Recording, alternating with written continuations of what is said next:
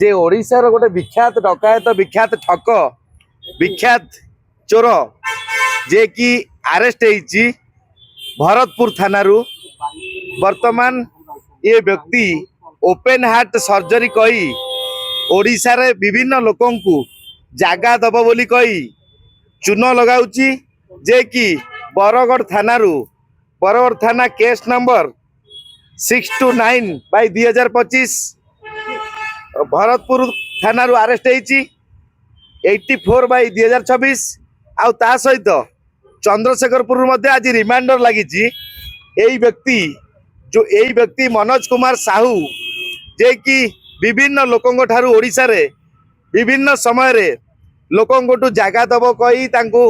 विभिन्न प्रकार प्रलोभन देखाई तो अकाउंट रे पैसा नौची आउ तार पैसा को सांगे सांगे उठेई अलगा पर को ट्रांसफर करची आउ ता सहित लोक मानकु कहूची मोर ओपन हार्ट सर्जरी होईची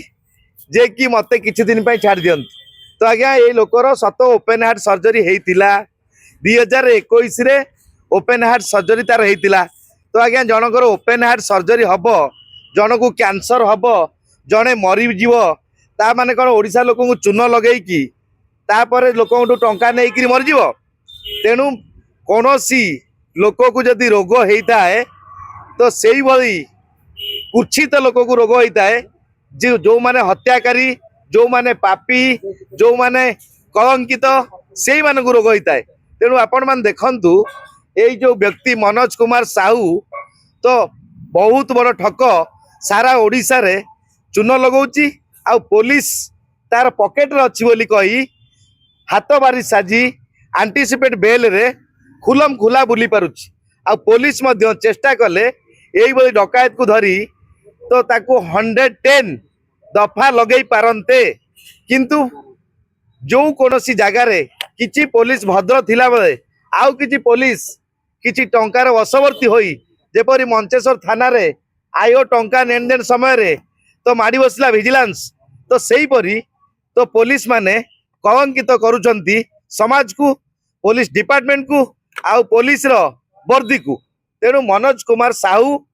वर्तमान 30 लाख टंका नेइची चंद्रशेखरपुर थाना केस नंबर रे तापरे 15 लाख टंका नेइची भरतपुर थाना 25 लाख टंका नेइची तो बरगढ़ थाना तेणु यही जो सब घटना घटुची आज्ञा तो यहीटा केवल चोर दायी नुहे एथिपाई मध्य किछि मात्रा रे पुलिस रो हाथ बारिश पुलिस रो सहयोग रे चोर माने आगु बढ़ी तांती जदि प्रॉपर चोर को पुलिस पनिशमेंट दे पारंता फॉरवर्ड करि पारंता एतला अनुसार दफा लगै पारंता ताहले चोर संख्या ऑटोमेटिक कमी पारंते जे आज्ञा देखंतु आगुरु अनेक समय रे पुलिस को देखिले पुलिस गाड़ी को देखिले चोर माने हंतु साधारण भद्र लोक हंतु डर आसला मनरे किंतु एबे आज्ञा दिन को दिन पुलिस रो मनमानी जोगु पुलिस रो चोर रो भाव विरोधी जोगु तो वर्तमान अनेक क्राइम घटुची ताकू रोकिबा पाई मध्य पुलिस असक्षम होची जोटा आज उदाहरण देखंतु एते भार प्रेशर पड़िला जे कि हमर डीसी महोदय मध्य इस्तीफा देइछंती एटा सारा ओडिशावासी मध्य जानिछंती तेणु निश्चिंत रूपे चोर ये जो मनोज कुमार साहू को जे कोनोसी जिले रे हो जे कोनोसी विलेज रे भी हो जे कोनोसी पंचायत रे हो जदि आपण माने देखुचंती ताकू इमीडिएट धरिकी पुलिस जिम्मा दियंतु आ ता सहित यही व्यक्ति जदि अनेक लोकों ठारू पैसा नहीं यही भली कार्य करिछि ताहाले मध्य यही व्यक्ति नाम रे प्रत्येक थाना रे केस दियंतु आ रिमांडर लगांतु आय को कही तो ये जेमती सारा जीवन बंचिथिबा पर्यंत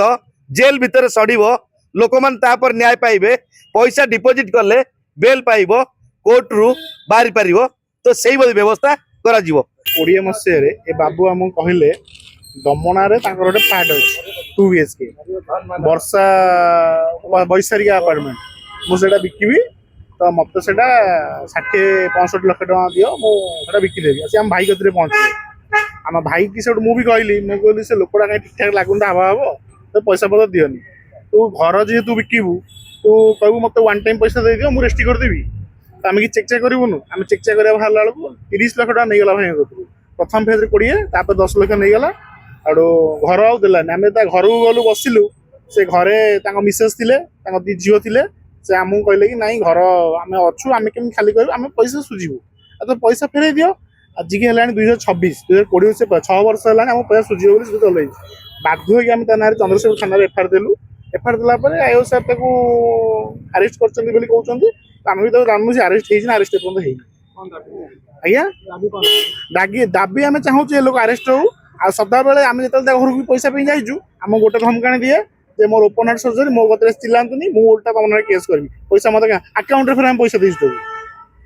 ଆପଣ ଥାନାରେ ପଚାରିକି ଇନକ୍ୱାରି କରୁନାହାନ୍ତି ଆରେଷ୍ଟ ହେଇଛି। ଆରେଷ୍ଟ ହେଇଛି। ଥାନାରେ ଆମେ ପଚାରିଥିଲୁ, ଭାଇ ପଚାରିଥିଲେ, ଭାଇ କହିଲେ କି ହଁ ସେ ଆରେଷ୍ଟ ହେଇଛନ୍ତି, ଚନ୍ଦ୍ରଶେଖର ଥାନା ତାଙ୍କୁ ଆରେଷ୍ଟ କରିଛି ବୋଲି।